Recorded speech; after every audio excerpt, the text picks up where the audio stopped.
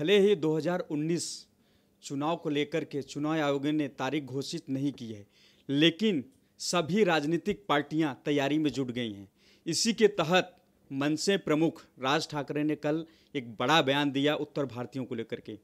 उन्होंने जो भाषा पहले मराठी में इस्तेमाल करते थे वही भाषा कल उत्तर भारतीय महापंचायत के मंच से उन्होंने किया है और कहा कि अगर उत्तर भारतीय इतने बड़े पैमाने पर मुंबई में आते रहें तो हम अपनी तरीके से उनको भगाएंगे। इसी विषय पर बात करने के लिए हमारे साथ में है भाजपा जिला महासचिव और मुंबई अंधेरी के ईस्ट प्रभाग समिति के अध्यक्ष सुनील यादव जी। उनसे हम जानेंगे कि जिस तरीके से मनसे प्रमुख राज ठाकरे फिर से दोबारा उत्तर भारतीयों के खिलाफ बोलना शुरू कर दिया, उसको लेकर कैसा सोचते हैं, किस तरीके से सोचते हैं?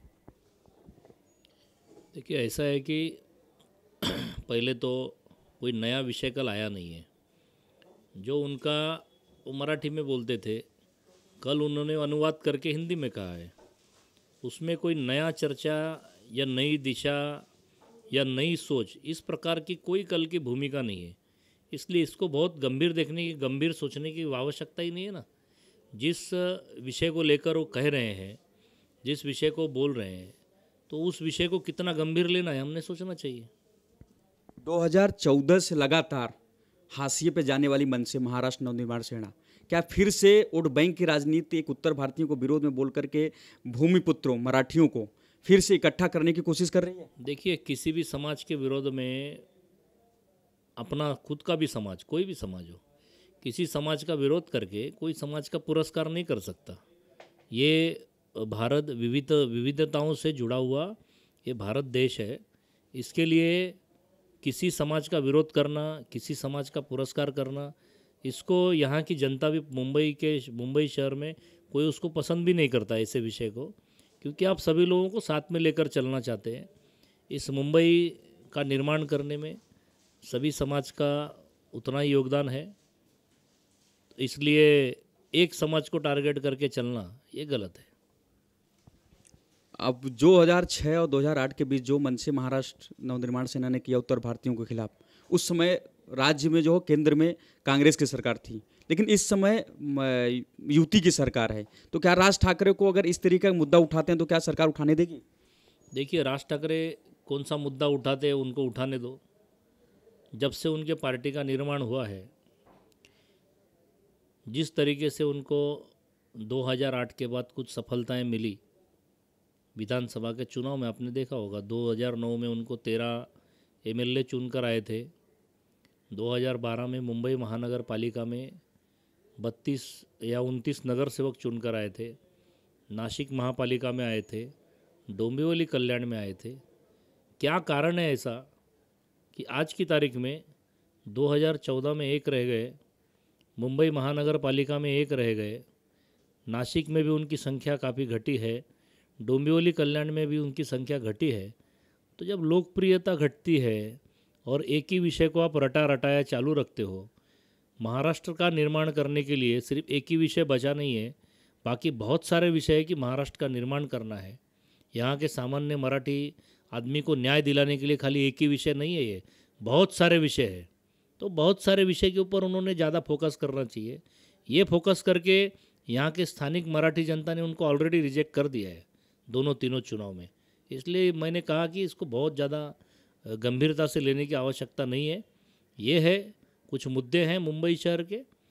जो एक मुद्दा सबसे महत्व का है कि आज जो मुंबई शहर के अंदर जो धरातल है, जो ज़मीन है, वो ज़मीन पूरी तरह से समाप्त हो चुकी है। यहाँ पर सीवरेज लाइन की जो परिस्थिति है, वो सीवरेज लाइन की परिस्थिति ओवरफ्लो है। पानी की जो समस्या है, पानी कितने लोगों को आप दे सकते हो, जो यहाँ की मूलभूत सुविधा है, उस सुविधा में काफ़ी हमको तकलीफ़ हो सकती है। इस मुद्दे को लेकर अगर कोई बात करे कि भाई यहाँ पर साधारणतः भी 1.5 करोड़, 1.25 करोड़ लोग मुंबई शहर में हो गए, यहाँ की कैपेसिटी 1 करोड़ के अंदर है, उससे डबल होने जा रही है। तो थोड़ा सा हमने उसको संभाल के कि जिस प्रकार की भूमिका है कि अपने अपने राज्य को अगर हम विकसित करें तो बहुत हो सकता है, लेकिन किसी को रोकना, किसी को भगाना, ये किसी के हाथ में नहीं है और संविधान ने अधिकार किसी को दिया नहीं है, और ये इसको भारतीय जनता पार्टी मूलतः इसको बर्दाश्त भी नहीं करेगी। जिस तरीके से कल उन्होंने उत्तर भारतीय महापंचायत के मंच से और कहा कि जो है कि उत्तर भारतीय जो आ रहे हैं वो आए न, बिहार से झारखंड आने वाले बड़ी संख्या में उनको रोकना चाहिए, उसको लेकर क्या कहेंगे? देखिए, रोकना या नहीं रोकना इस विषय, मैंने जैसे आपको कहा कि आज के परिस्थिति में पॉलिटिक्स न करते हुए, राजनीति न करते हुए मुंबई का धरातल समाप्त हो चुका है। ज़मीन नहीं है अपने पास रहने के लिए। यहाँ पर आएगा आदमी तो रहेगा ज़रूर, रहने के लिए उसको छत चाहिए, छत के लिए उसको ज़मीन चाहिए, ज़मीन मिलेगा तो उसको शौचालय चाहिए, उसको पानी चाहिए, उसको गटर चाहिए। वो सारी व्यवस्था आज हम दे सकते हैं क्या मुंबई शहर में? तो ये मुश्किल लगता है, मुश्किल लगता है। तो हर आदमी ने अपनी व्यवस्था करके अगर कोई आएगा तो हम वहाँ पर काम कर सकते हैं। अगर अपनी व्यवस्था न करे तो शायद ये थोड़ी सी सब लोगों को संभालना मुंबई के दृष्टिकोण से थोड़ा सा मुश्किल काम जरूर है, लेकिन वो कोई आदमी अपना गांव शहर जब छोड़कर आता है तो वो खुशी से नहीं आता है, वो घूमने नहीं आता है, वो अपने परिवार का पेट चलाने के लिए आता है। और पेट इसके लिए चलाता है कि मुंबई, ये सिर्फ मुंबई करे कोई तो है ही, महाराष्ट्र की तो भूमि है ही, लेकिन मुंबई पूरे भारतवर्ष की भी है। इसके लिए रोकने का काम कोई किसी ने करना नहीं चाहिए। इसी से जुड़ा सवाल मेरा है, आजकल शिवसेना हिंदी भाषियों को लुभाने की कोशिश कर रही है। उसी के तहत 25 नवंबर को उद्धव साहब ठाकरे अयोध्या गए, वहाँ पे बड़ा ऐलान किया मंदिर बनाने को लेकर के। देखिए, हर पार्टी को अपने आप को चलाने के लिए कोई ना कोई घोषणा करनी पड़ती है।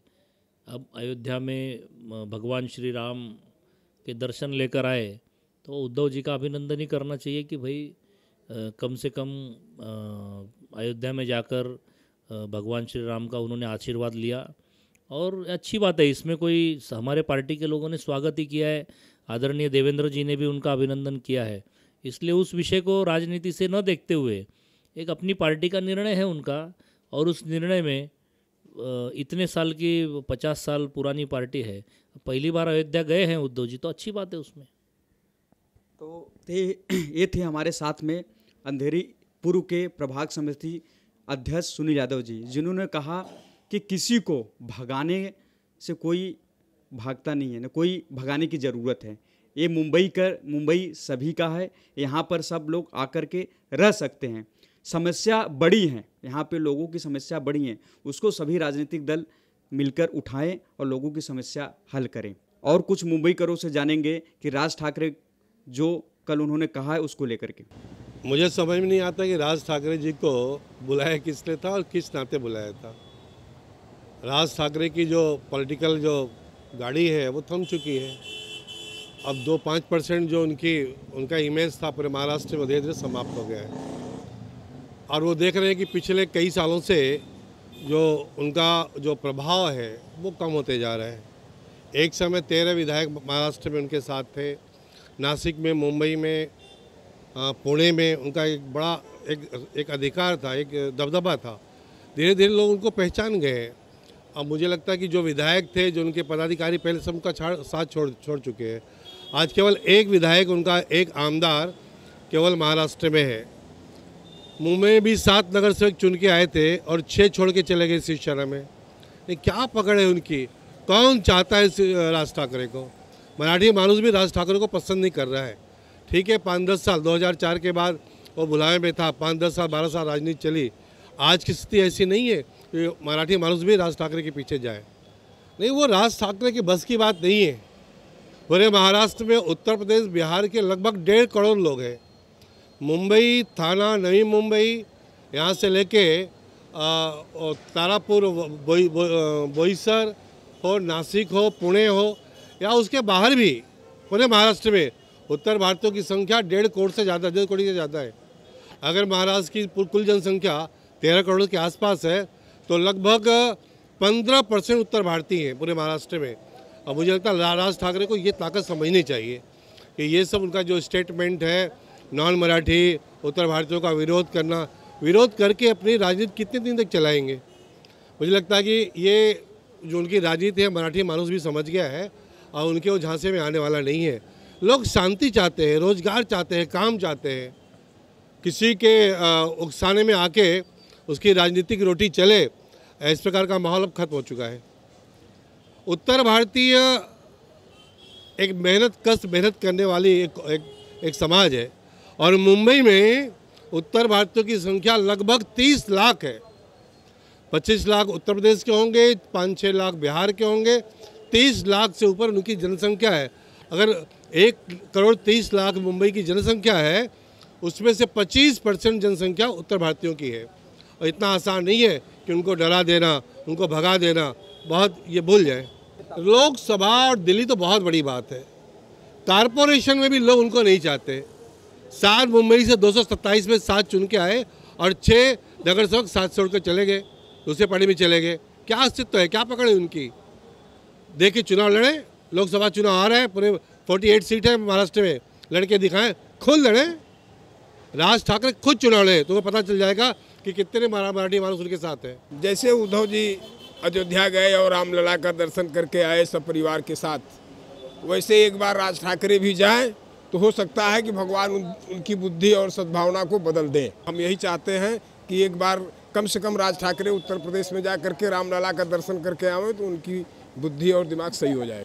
ये राज ठाकरे की बस की बात नहीं है।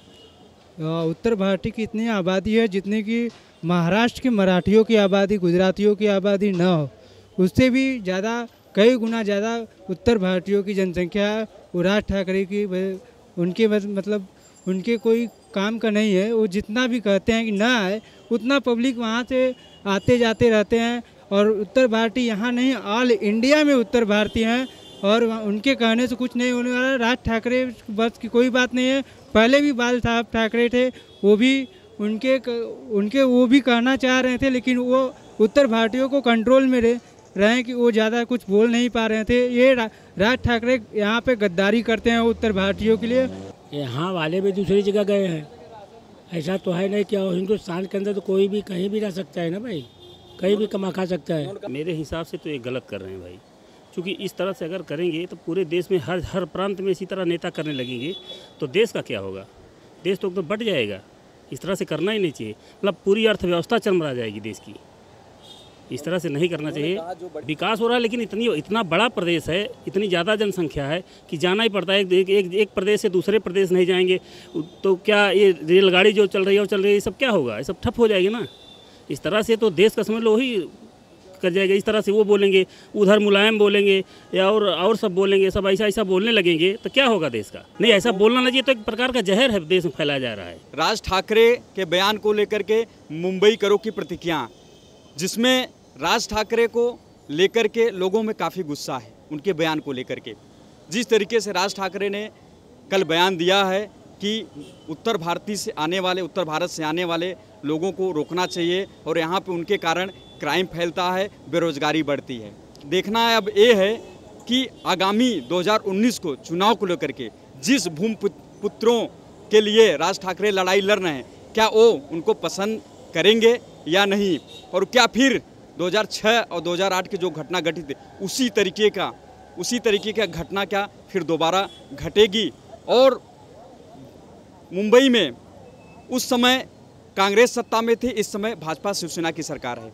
क्या उस पर राज ठाकरे के बयान को लेकर के मौजूदा युति की सरकार शिकंजा कस पाएगी, ये देखना दिलचस्प होगा। कैमरामैन सदानंद शेट्टी के साथ जितेंद्र मिश्रा, इन 24 न्यूज़, मुंबई।